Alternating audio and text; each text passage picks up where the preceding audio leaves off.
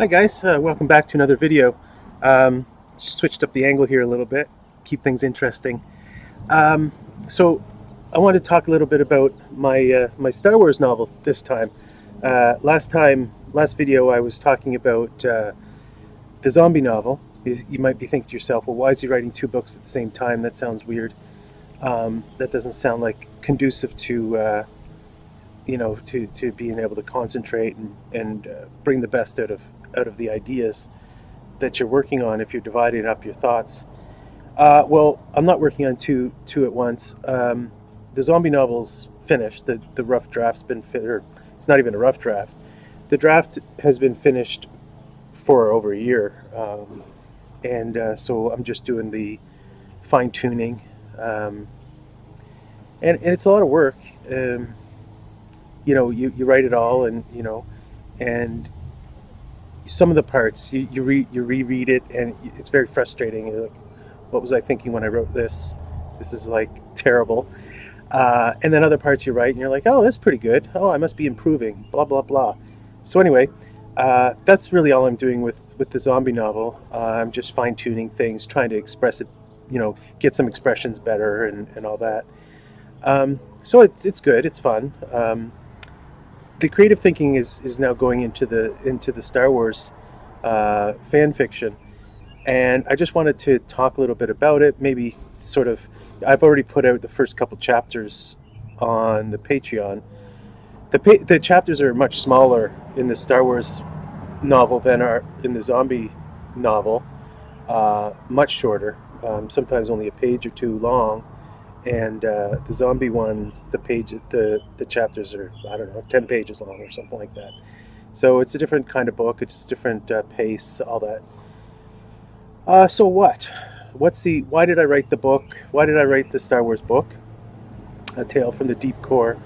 And what did I want to say? Well, obviously I've been a Star Wars fan since I was a little boy, um, and my imagination has been focused on different aspects of the story of the universe, the Star Wars universe. Well, for 40 years now. One of the first movies that we ever went to see, and that my father ever took us to, was The Empire Strikes Back. And then actually, they put out Star Wars back into the theater right before Empire Strikes Back. I think that's how it worked. So we went to see both in close order, and I don't know how old I was at the time, 6 or 7 or something like that, maybe even younger, when Empire Strikes Back came out. And I remember in 1983 when Return of the Jedi came out. It was my whole life. Return of the Jedi, imagining I was Luke Skywalker. Over the years since then, obviously you grow up and you mature and all that stuff, and you head off in different directions. With the prequels, I enjoyed the prequels. Obviously, I was disappointed by certain aspects of them, much like anybody. But in my opinion, Revenge of the Sith is one of the best of all the Star Wars movies. It's got its shortcomings. This one, of course, but it's one of my favorite movies. But the other ones, the sequels and the standalone movies, I hated the sequel trilogy. Was awful. Just I won't get into that, but and then the standalone movies. Rogue One was very good, and the Han Solo one was okay. It was all right. Rogue One was very good though. So anyway, so what's my book about? Well, and over the years I've read many Star Wars novels. Not all of them, but many of them, and we all have our different ideas about what Star Wars is really about. And I think one of the things that I thought the movies got away from, like the prequel movies got away from, and they were made by George Lucas too, or written by him. And I think one of the most interesting things about the original series was its investigation of the Force itself, of goodness and evil. And that's something that, yeah, the the prequels explored that a bit in terms of the development of Anakin over the years from childhood dominated by fear and so on, and that fear, as Yoda said, ultimately led to anger and to suffering. Well, well, that's good, and that was good, and they did the best they could in sort of in trying to explain why Anakin turned to the dark side. I'm sure the novels do a better job than the movies did because it's just you have to fit so much into a 2 hour movie. It's hard to do too much character development. Um, but one thing I found was that certain aspects of the of the light side of the force weren't explored and were neglected. And I don't mean trivial or peripheral aspects. I mean central aspects. It's interesting how like some you see this in the novels and here and there they explore the impact that the light side has on people's lives. Let me set the stage for you. Sort of the thing I was talking about. Do you remember in the scene? I guess it is in Attack of the Clones where Obi-Wan Kenobi's in the bar and the guy tries to sell him death sticks, and Obi-Wan Kenobi does the mind trick and says, you don't want to sell me death sticks. You want to go home and rethink your life. Um, that's portrayed as a passed off as a quick, funny scene, but really there's something pivotal in that, and that's the side of things that I really wanted to explore in my novel. What is the dark side, and more importantly, what is the light side, and what does it do? And this is why the Last Jedi and the Rise of Skywalker are such abominations. Um, what happens in the Last Jedi could not have happened with George Lucas's understanding of the light side of the Force. The light side impacts people. It changes their lives for the better. It's not to say that there isn't struggle and all that, but in the case with that guy who was trying to sell him death sticks, his life did actually change from that moment forward, and it happens as well in a few of the novels. Uh, I think it was in I think it was either in yeah, I'm pretty sure it was from a new book called From a Certain Point of View.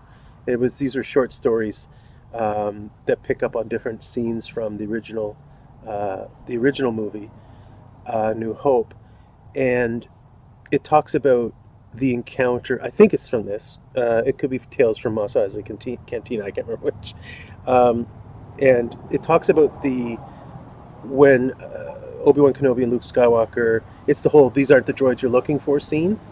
And one of the short stories tells about the stormtrooper that the mind trick was done on, and it talks about the lasting impact of that. Okay, and that's really interesting to me. And there's another book called something like The Legends of Luke Skywalker. Um, I will see if I can get an image of that book and put it on the this video here. Um, and it really talks about how encounters with this great Jedi impacts people, right? You can kind of picture it like, obviously there's so many parallels between Star Wars and Christianity. It'd be kind of like I almost picture Luke Skywalker encounters with Luke Skywalker like you see in some of the gospel stories of encounters with Jesus. People meet Jesus, like the man who was born blind, or the woman at the well, different things, and their lives change by being around Jesus, like even through brief encounters. And that's the same. That's something that I think was in the original conception that George Lucas had for the light side. Now, that's my opinion, but that's the side of things that I wanted to emphasize. And so my novel is is more of a study of the impact of the two sides of the force on people's lives. So the main character is a light side user, and how his life impacts others, and um, how he's able to persevere despite the setbacks and the traumas, especially of his childhood and so on. And the other main character is the flip side of that, and he's a dark side user who suffers some similar traumas and blah blah blah, and basically a juxtaposition of the impact of of these things on others, and how the light side and the dark side impact the lives of people around these main characters. And ultimately, and this is one of the things, obviously, is like, well, which is greater, the light side or the dark side? What does this thing, the balance and the force, mean? In the original series, there was no question that the light side was more powerful than the dark side. And so the idea of balance, talk about the chosen one was to bring balance to the force. Well, that expression, well, that's an Eastern religious concept. But what does it mean has been variously interpreted, and I think misinterpreted. I think it's moving towards in a direction that I don't think George Lucas originally intended. But if he didn't, he should have. I can't speak for him.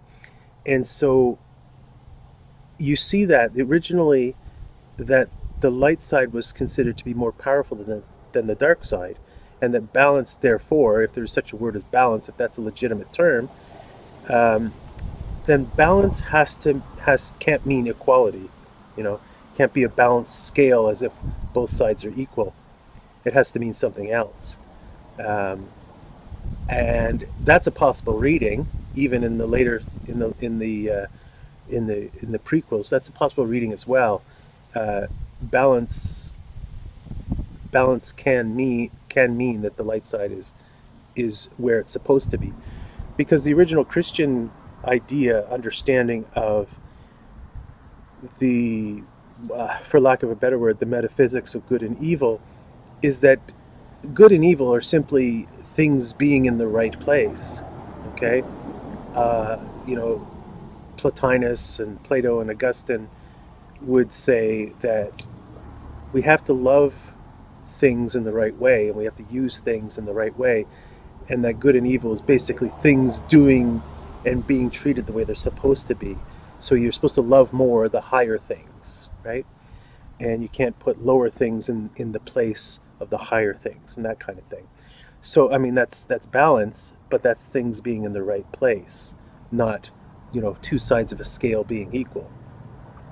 So obviously, there's lots of room for interpreting both sides of things in the Star Wars universe, and in the novels, and in the Clone Wars series, which, 7 seasons worth. They spend a decent amount of time exploring these concepts as well. But this is what I wanted to get to. What is the good? What originally? I mean, the dark side's cool, right? There's nothing cooler than Darth Vader and um, Darth Maul and all these dark side users. Nothing cooler than it. But I, and this is the problem of Christianity as well. That what's cool about holiness, right? We don't have a real concept about that. The closest we come nowadays is we talk about the anti-hero or whatever. So like sort of the flawed character who's nevertheless whatever generous or kind to widows and orphans. But I think there should be more to it than that, and it's difficult. It's not easy. It's not easy to um, explain why a hero is a hero, and what he should be. So anyway, that's kind of maybe just the first introduction to why I wrote the novel, or what it's going to be like. I see I'm getting on to 15 minutes here with this video. Um, Hopefully I'll cut out some of the ums and ahs, maybe not, and we'll put some pictures up here or whatever. And don't worry, I'll I've got a lot more to say about this, and we'll give you some more good content. Thanks, guys, and please do not forget to consider supporting me in my work, because I love doing it, and I think you'll enjoy the fruits of it too. So anyway, have a great day, guys.